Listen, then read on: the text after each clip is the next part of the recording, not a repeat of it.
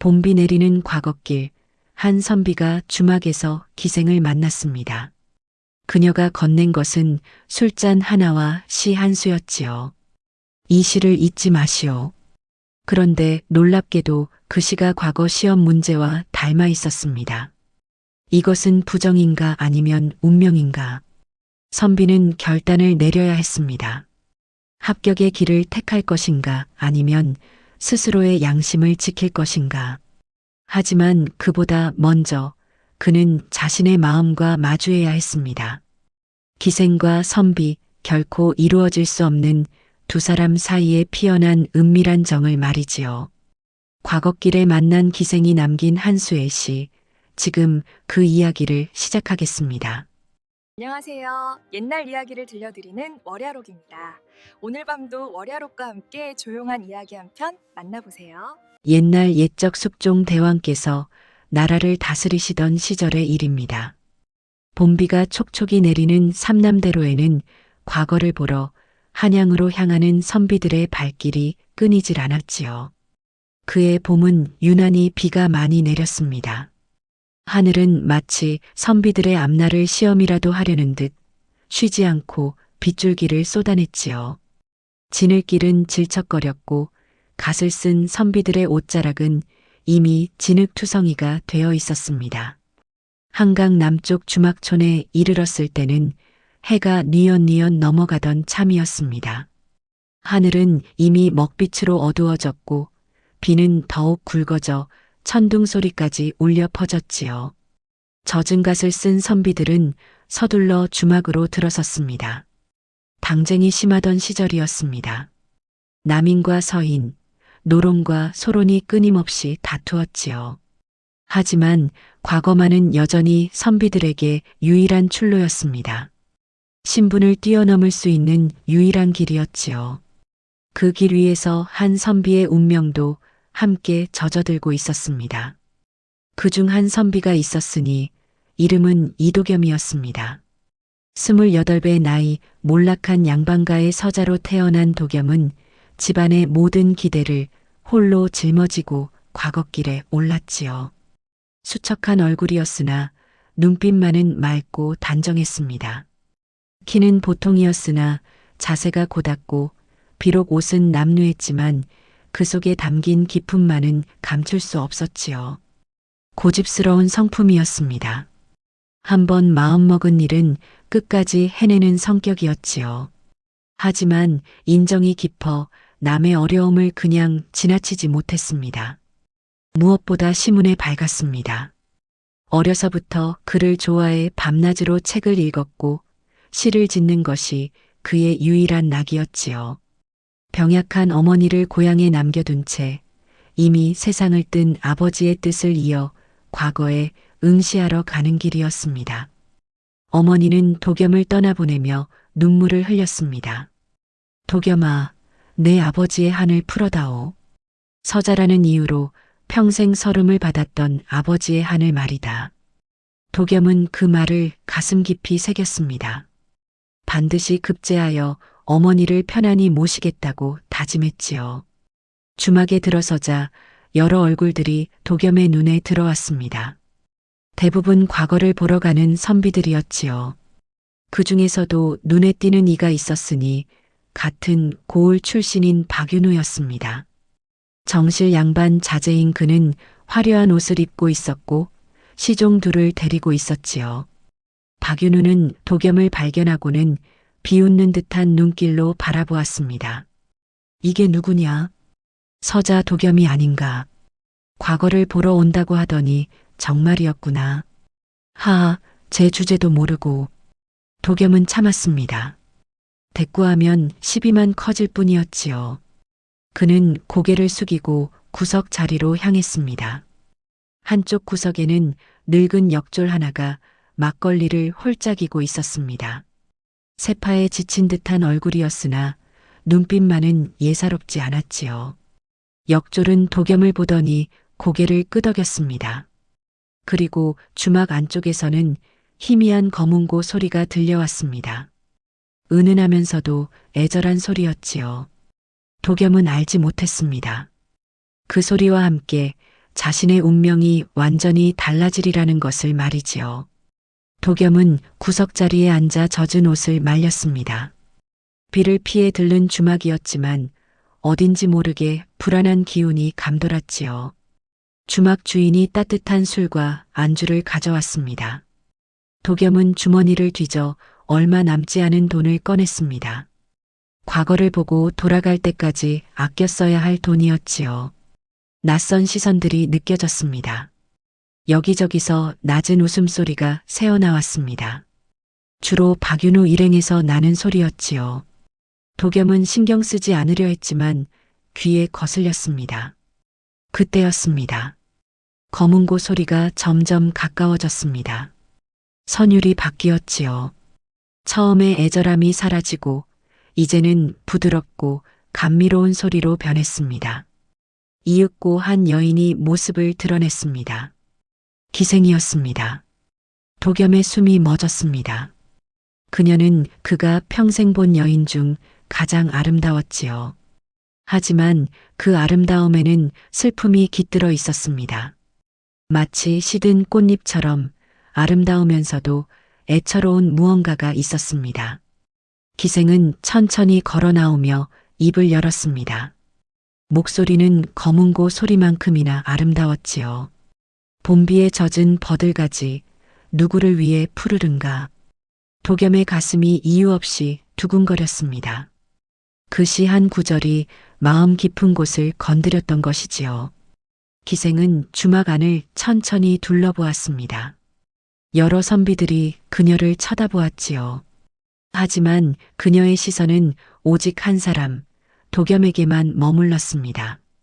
도겸은 당황했습니다. 왜 자신을 보는 것일까? 그는 고개를 돌리려 했지만 그녀의 눈빛에 사로잡혔지요. 깊고 맑은 눈동자였습니다. 마치 가을 하늘처럼 투명하면서도 어딘가 슬픔이 깃든 눈이었습니다. 기생은 도겸에게 다가왔습니다. 주막 안의 모든 이들이 그들을 주목했지요. 박윤우는 비웃는 표정을 지었고 늙은 역졸은 조용히 지켜보았습니다. 선비님, 그녀가 말을 걸었습니다. 목소리가 떨렸습니다. 도겸도 긴장한 것처럼 그녀도 긴장하고 있었던 것이지요. 예, 무슨 일이요? 도겸이 대답했습니다. 목소리가 평소보다 낮게 나왔습니다. 술 한 잔 받아주시겠습니까? 그녀가 술병을 들었습니다. 하얀 손이 희미한 촛불 아래에서 빛났지요. 도겸은 잠시 망설였습니다. 기생의 술을 받는 것은 곧 관계를 맺는다는 뜻이었습니다. 하지만 거절하기에는 그녀의 눈빛이 너무 간절했지요. 감사하오. 도겸이 잔을 내밀었습니다. 그녀가 술을 따랐습니다. 술이 잔에 차오르는 소리만이 조용히 울렸지요. 선비님께서는 과거를 보러 가시는 길이신가 보네요.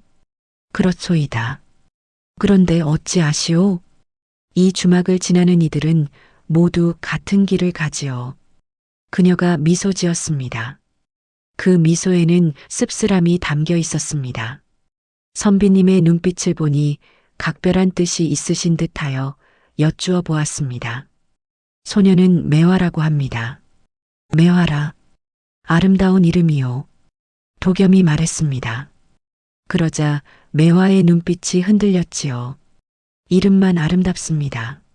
소녀의 처지는 그리 아름답지 못하지요. 침묵이 흘렀습니다.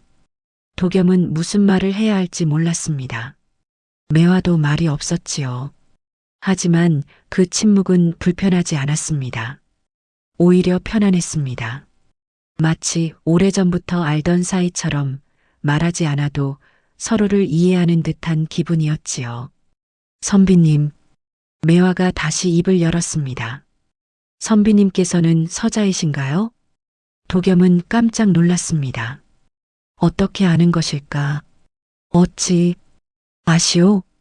눈빛을 보면 압니다. 세상의 벽을 느끼며 살아온 이의 눈빛을 말이지요. 매화가 슬프게 웃었습니다. 소녀도 그러하니까요. 본래는 양반가 딸이었으나 지금은 이렇게 기생이 되어 있습니다. 우리는 비슷한 처지인 것 같습니다. 도겸의 가슴이 뛰었습니다. 알 수 없는 친근함이 밀려왔습니다. 동시에 불안도 함께 왔지요. 이 여인은 대체 누구인가? 왜 자신에게 이런 말을 하는가? 매화가 말했습니다. 선비님, 제게 시 한 수를 지어주시지 않겠습니까? 도겸은 잠시 망설였습니다. 답시를 할 것인가, 자리를 피할 것인가. 하지만 시문에 자신이 있던 그였고 무엇보다 매화의 눈빛을 외면할 수 없었지요. 무슨 주제로 지으면 되겠소? 지금 이 순간을 담아주십시오. 매화가 대답했습니다. 목소리가 떨렸습니다. 도겸은 잠시 생각했습니다. 그리고 천천히 읊었지요. 봄비에 젖은 선비의 옷, 한양 가는 길 멀기도 하구나. 주막에서 만난 한 여인, 그 눈빛이 마음을 적시네. 매화의 눈이 촉촉이 젖었습니다. 그녀는 잠시 말이 없었지요. 그러다가 천천히 고개를 끄덕였습니다. 아름다운 시입니다. 그녀가 속삭였습니다. 이제 소녀가 답시를 지어야겠지요. 매화는 종이 한 장을 꺼냈습니다. 그리고 붓을 들어 짧은 시를 적기 시작했지요. 촛불이 흔들렸습니다. 그녀의 손끝에서 먹빛 글씨가 피어났습니다. 도겸은 숨을 죽이고 지켜보았습니다. 그녀의 옆모습이 아름다웠지요. 촛불에 비친 그녀의 얼굴은 마치 한 폭의 그림 같았습니다. 시가 완성되었습니다. 매화는 그것을 조심스럽게 접어 도겸에게 건넸지요. 이것을 받아두십시오. 도겸이 종이를 받았습니다. 그녀의 손끝이 도겸의 손에 스쳤습니다. 찰나의 접촉이었지만 도겸의 온몸에 전율이 흘렀지요. 펼쳐보지 않으시겠습니까? 매화가 물었습니다. 지금은 아니오. 나중에 혼자 있을 때 보겠소. 도겸이 대답했습니다. 왜 그런 말을 했는지 자신도 몰랐습니다. 다만 이 순간을 조금 더 간직하고 싶었던 것이지요. 매화가 미소 지었습니다. 그 미소에는 슬픔과 기쁨이 섞여 있었습니다. 언젠가 쓸모가 있을지도 모릅니다. 하지만 그것보다 중요한 것은 그녀가 말을 멈췄습니다. 무엇이오? 도겸이 물었습니다. 선비님께서 이 시를 기억해 주시는 것입니다. 매화의 목소리가 떨렸습니다. 도겸은 그녀의 눈을 바라보았습니다. 그 눈 속에 자신이 비쳤지요. 그 순간 도겸은 알았습니다. 자신이 그녀에게 끌리고 있다는 것을. 이것은 단순한 호기심이 아니었습니다. 마음이 움직이고 있었던 것이지요. 밤이 깊어갔습니다. 주막 안은 조용해졌고 대부분의 선비들은 잠이 들었지요. 박윤우도 시끄럽게 떠들다가 결국 잠들었습니다. 도겸은 잠이 오지 않았습니다. 매화가 준 시가 자꾸만 신경 쓰였지요. 결국 그는 촛불을 켜고 종이를 펼쳤습니다. 봄비에 젖은 버들가지, 누구를 위해 푸르른가. 스스로를 위해 푸르고 하늘을 위해 푸르리라. 세상의 벽이 높을지라도 뜻이 있으면 너무리니. 선비여, 그대의 길을 가시오. 도겸의 가슴이 뜨거워졌습니다. 이것은 단순한 시가 아니었습니다. 격려였습니다. 응원이었습니다. 자신과 같은 처지에 있던 매화가 자신을 향해 보내는 마음이었지요. 그때였습니다. 방문이 조용히 열렸습니다. 매화였습니다. 선비님, 그녀가 속삭였습니다. 목소리가 간신히 들릴 정도로 작았지요. 도겸은 놀라 일어났습니다. 어찌, 조용히 하십시오. 아무도 모르게 왔습니다. 매화가 방 안으로 들어왔습니다. 그리고 문을 닫았지요. 촛불만이 두 사람을 비췄습니다. 무슨 일이오? 도겸이 물었습니다.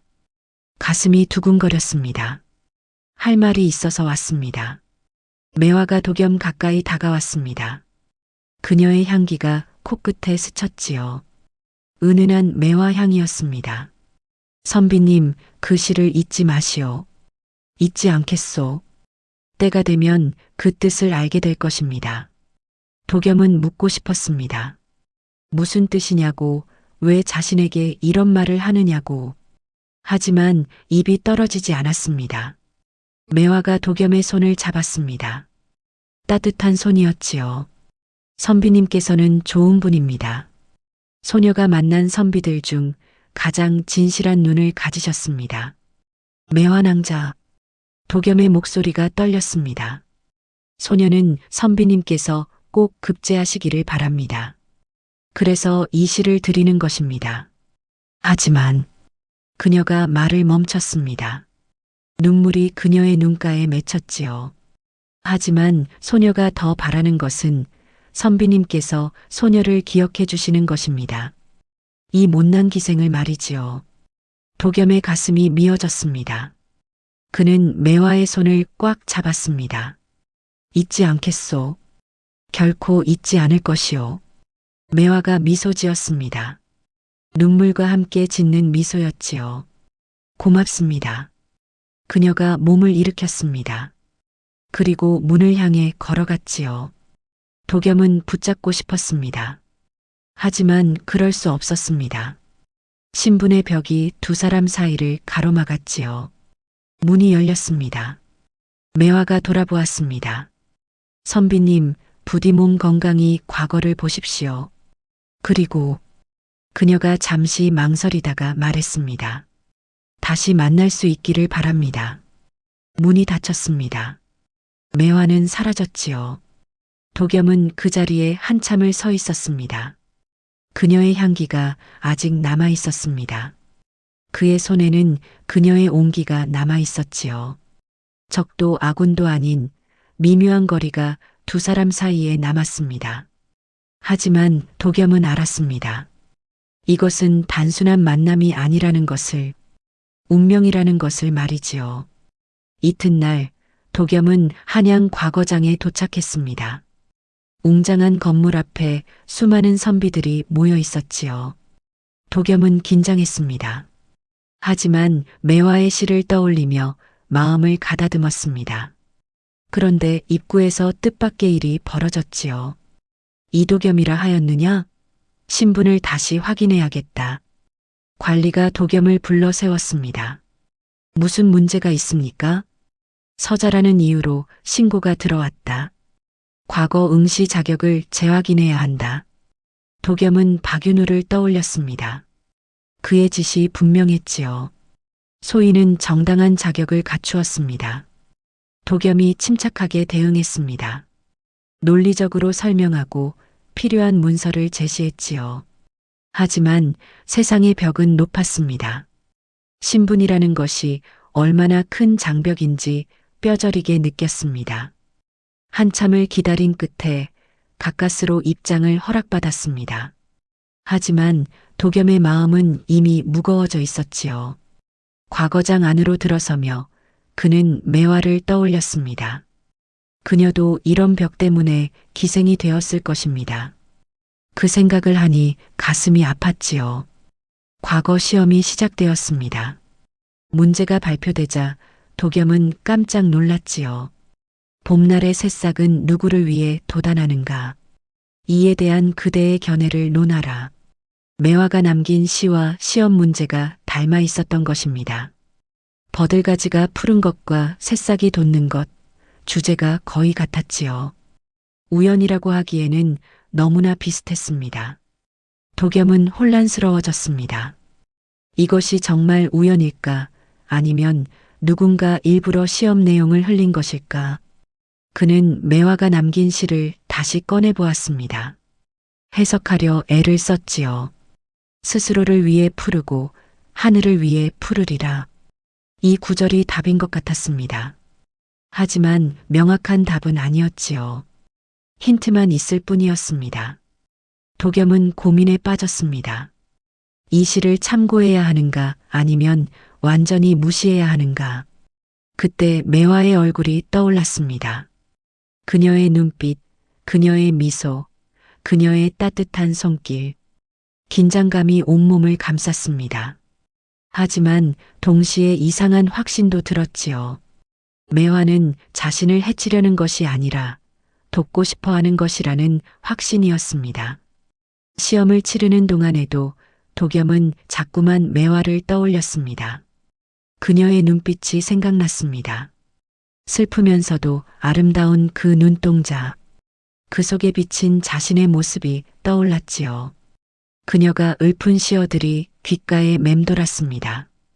부드러우면서도 애절한 목소리, 그 속에 담긴 감정이 가슴을 적셨지요.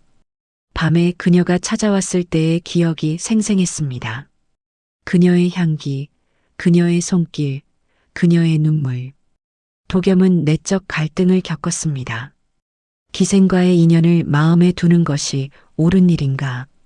자신은 과거에 합격하여 벼슬길에 나아가야 하는 몸이 아닌가? 하지만 부정할 수 없었습니다. 매화에게서 느낀 것은 단순한 호기심이 아니었지요. 연민이었습니다. 동정이었습니다. 그리고 사랑의 싹이었습니다. 도겸은 깨달았습니다. 하룻밤 만남으로 사람의 마음이 이토록 움직일 수 있다는 것을, 신분과 처지를 뛰어넘어 마음이 통할 수 있다는 것을 말이지요. 그녀는 단순한 기생이 아니었습니다.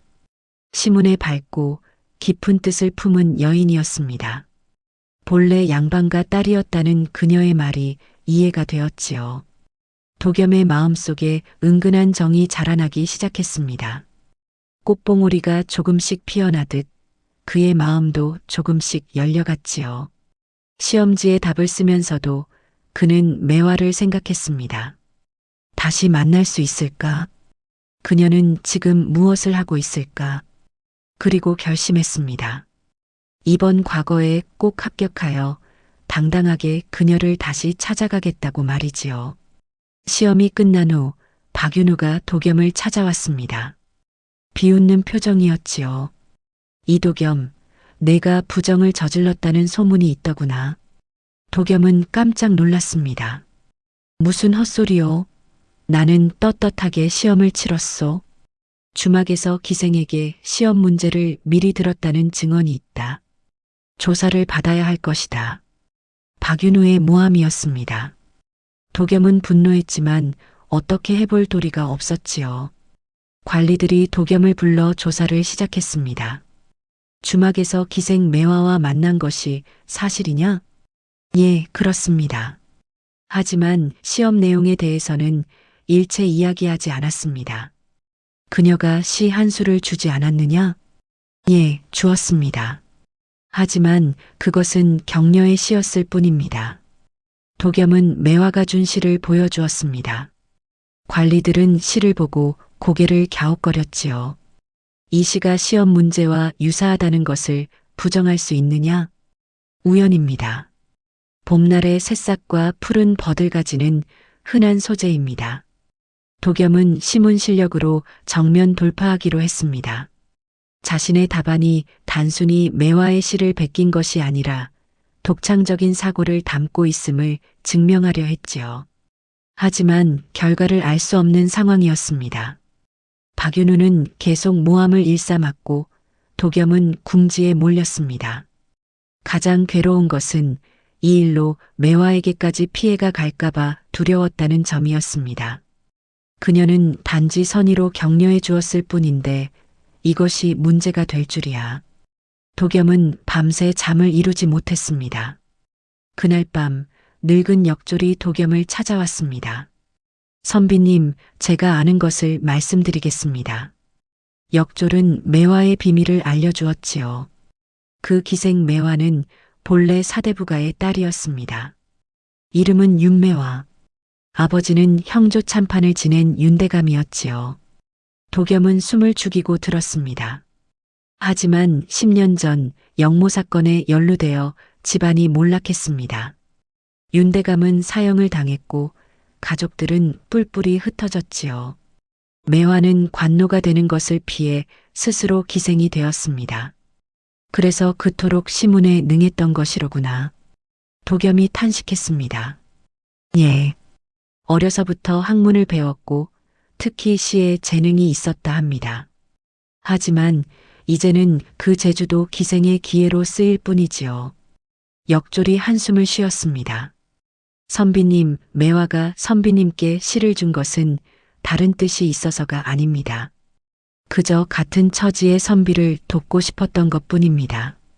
도겸의 가슴이 미어졌습니다. 연민과 존경이 동시에 밀려왔습니다. 그녀는 자신의 불행한 운명 속에서도 남을 돕고자 했던 것입니다. 자신처럼 신분의 벽에 가로막힌 이를 응원하고자 했던 것이지요. 도겸은 결심했습니다. 매화를 지켜야겠다고. 이 일로 그녀가 피해를 입게 해서는 안 된다고 말이지요. 도겸은 깊이 생각했습니다. 신분이 무엇이 중요한가? 양반이든 서자든 기생이든 뜻이 있고 학문이 있으면 그것으로 족한 것이 아닌가. 매화는 비록 기생이 되었지만 그 마음만은 여전히 고귀했습니다. 남을 돕고자 하는 마음, 선한 일을 응원하고자 하는 마음이 있었지요. 흔들리던 마음이 단단해졌습니다. 도겸은 결의를 다졌습니다. 끝까지 떳떳하게 과거에 임하기로 한 것입니다. 매화가 남긴 시를 이용하든 하지 않든 중요한 것은 자신의 실력이었습니다. 그리고 한 가지 더 결심했습니다. 이번 과거에 합격하든 낙방하든 매화를 다시 찾아가겠다고 말이지요. 그녀에게 감사를 전하고 싶었습니다. 그리고 가능하다면 그녀와 함께하고 싶었습니다. 신분의 차이 같은 것은 문제가 되지 않았습니다. 도겸도 서자였고 매화도 기생이었습니다. 세상이 버린 두 사람이 서로를 의지할 수 있다면 그것으로 충분하지 않은가. 도겸의 눈빛이 다시 맑아졌습니다. 이제 그는 확신했습니다. 자신의 길을 가겠다고 말이지요. 조사 과정에서 충격적인 사실이 드러났습니다. 매화의 시를 면밀히 분석한 결과 그것이 시험 문제의 직접적인 해답은 아니었던 것입니다. 이 시는 단지 주제가 비슷할 뿐 답을 제시하지 않고 있습니다. 한 시험관이 말했습니다. 오히려 스스로 생각하라는 암시만 남겼을 뿐이지요. 이것은 부정이 아닙니다. 도겸은 깨달았습니다. 매화는 답을 주지 않았습니다. 힌트만 주었을 뿐 나머지는 도겸 스스로 생각하도록 한 것이었지요. 스스로를 위해 푸르고 하늘을 위해 푸르리라. 이 구절은 답이 아니라 격려였습니다. 스스로 생각하라는 자신의 힘으로 해내라는 응원이었던 것이지요. 이것은 부정이 아니었습니다. 도움과 유혹의 경계선 위에 있는 묘한 인연이었습니다. 하지만 세상은 그렇게 보지 않았습니다. 여전히 의욕의 눈초리가 도겸을 향했지요. 박윤우는 계속 모함을 일삼았습니다. 도겸은 인식이 전환되었습니다. 매화는 자신을 시험에 들게 한 것이 아니라 올바른 길로 인도하려 했던 것입니다. 하지만 상황은 좋지 않았습니다. 결국 도겸은 낙방 위기에 처했지요. 부정 의혹 때문에 그의 답안이 제대로 채점받지 못할 상황이었습니다. 모든 노력이 무너질 위기였지요. 도겸은 절망했습니다. 어머니를 생각했습니다. 병약한 어머니가 고향에서 하루하루 기다리고 계실 것입니다. 소식을 기다리며 말이지요. 돌아가신 아버지를 생각했습니다. 서자라는 이유로 평생 서름을 받았던 아버지. 그 한을 풀어드리고자 했던 도겸 자신의 뜻이 무너지는 것 같았습니다. 그리고 매화를 생각했습니다. 그녀가 남긴 시를 이용한 것이 옳았는가?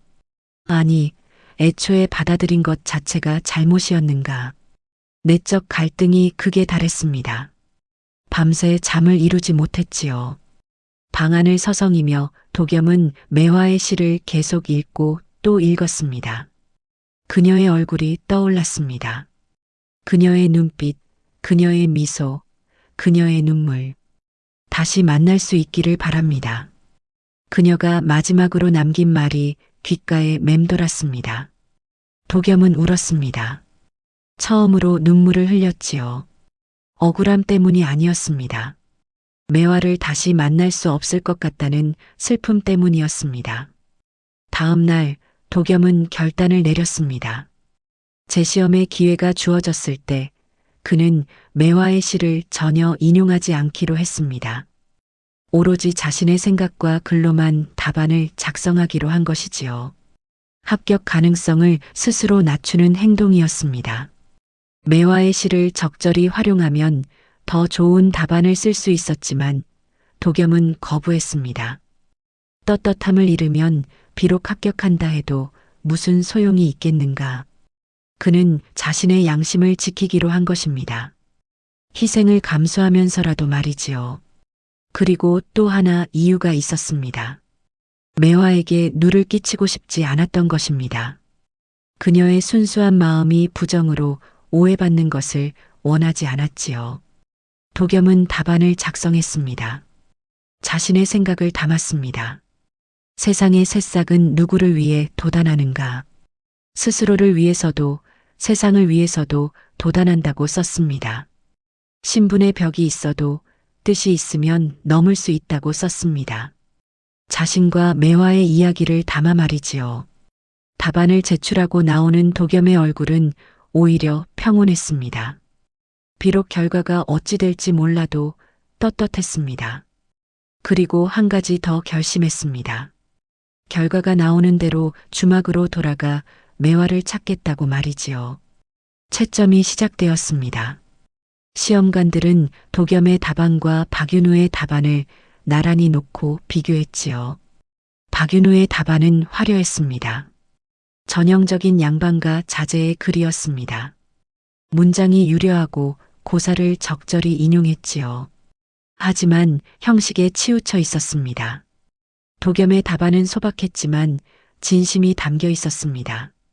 시문의 기교는 부족할지 몰라도 깊은 뜻이 있었지요. 자신의 경험과 생각이 녹아 있었습니다. 시험관들의 토론이 길어졌습니다. 이도겸의 글에는 진정성이 있다. 한 시험관이 말했습니다. 하지만 박윤우의 글이 기술적으로는 더 우수하다. 다른 시험관이 반박했지요. 과거는 기술만을 보는 것이 아니다. 뜻을 보는 것이다.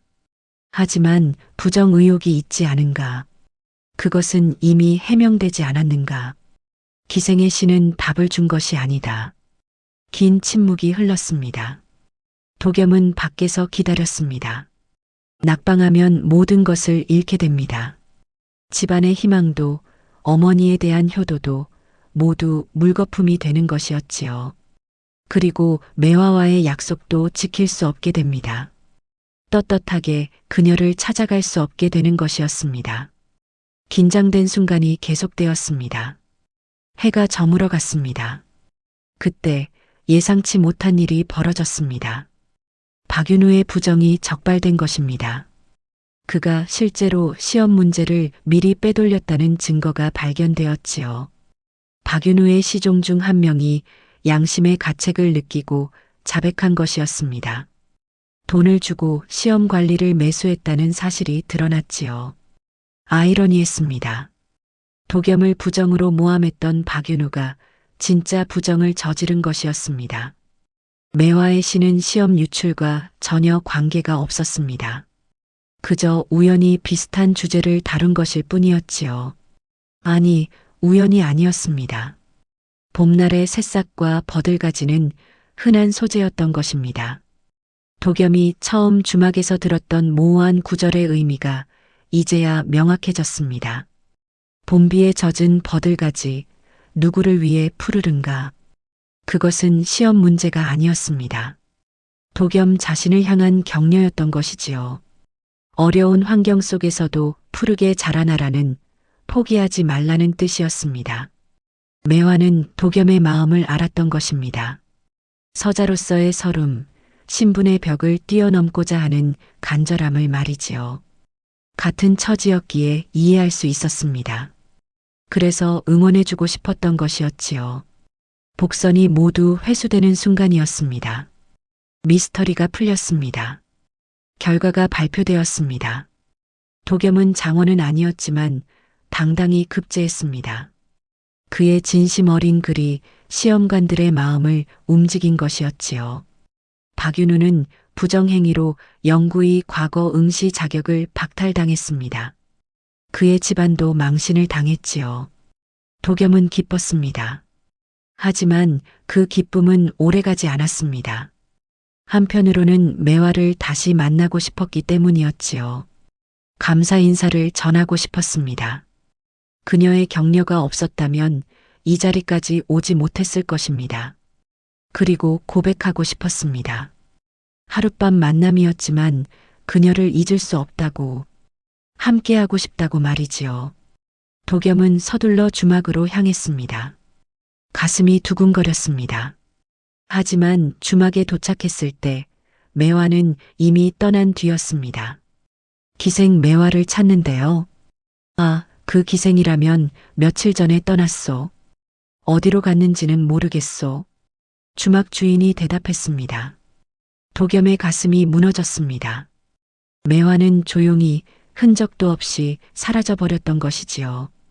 다시는 만날 수 없는 인연이 되어버렸습니다.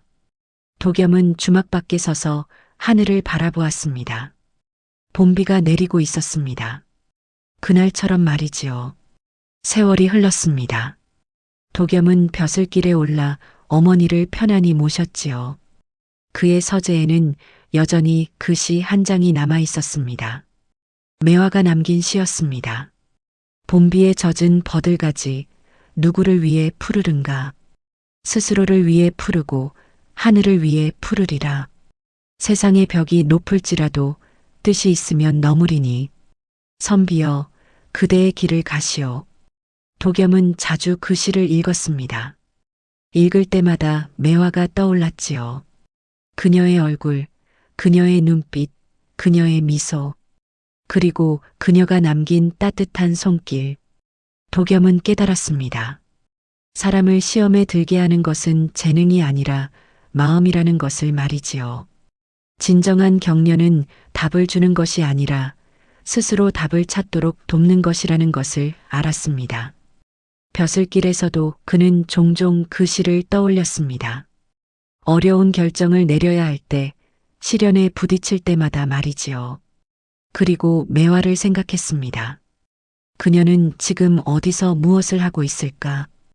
행복한 삶을 살고 있을까?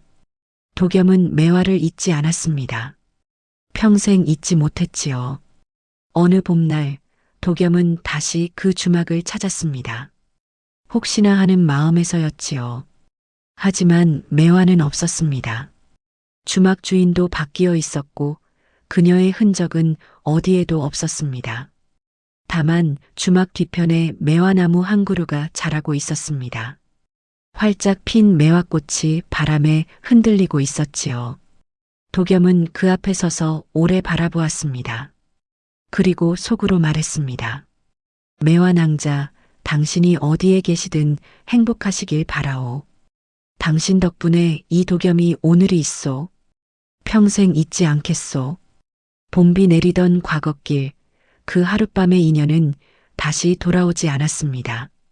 하지만 도겸의 마음속에 영원히 남았지요. 옛말에 이르기를 진정한 만남은 시간이 아니라 마음으로 남는다 했습니다. 도겸과 매화의 인연이 바로 그러했습니다. 비록 짧은 만남이었지만 그것은 도겸의 인생을 바꾸어 놓았습니다. 매화의 격려 덕분에 급제했고 그녀의 마음 덕분에 세상을 다르게 보게 되었지요. 도겸은 벼슬을 하면서도 늘 약자를 돌보았습니다. 서자와 기생, 그리고 신분이 낮은 이들을 차별하지 않았지요. 매화를 떠올리며 말이었습니다. 그렇게 세월이 흘러 도겸이 노년에 이르렀을 때 한 가지 소식을 들었습니다. 먼 지방에 덕망 높은 여인이 있다는 소문이었습니다. 본래 기생 출신이었으나 양민이 된 후 어려운 이들을 돌보며 살고 있다는 것이었지요. 도겸은 혹시나 하는 마음에 그곳을 찾아갔습니다. 그리고 마침내 오랜 세월 만에 매화를 다시 만났습니다. 두 사람은 말없이 서로를 바라보았습니다. 세월이 흘러 모습은 변했지만 눈빛만은 여전했지요. 선비님, 매화가 먼저 말을 건넸습니다. 매화낭자. 도겸이 대답했습니다. 오래 기다렸습니다. 소인도 그러했습니다. 두 사람은 웃었습니다. 눈물과 함께 웃었지요. 비록 늦었지만 다시 만날 수 있었습니다. 그것만으로도 충분했습니다. 옛말에 백년해로라는 말이 있습니다. 백년을 함께한다는 뜻이지요. 도겸과 매화는 비록 늦게 만났지만 남은 생을 함께했습니다. 세상은 여전히 신분의 벽이 높았지만 두 사람은 그것을 넘어섰습니다. 마음으로 말이지요. 다음 영상을 빠르게 만나보시려면 좋아요와 구독을 눌러주세요. 그럼 더 재미있는 영상으로 찾아뵙겠습니다. 모두 행복한 하루 보내세요.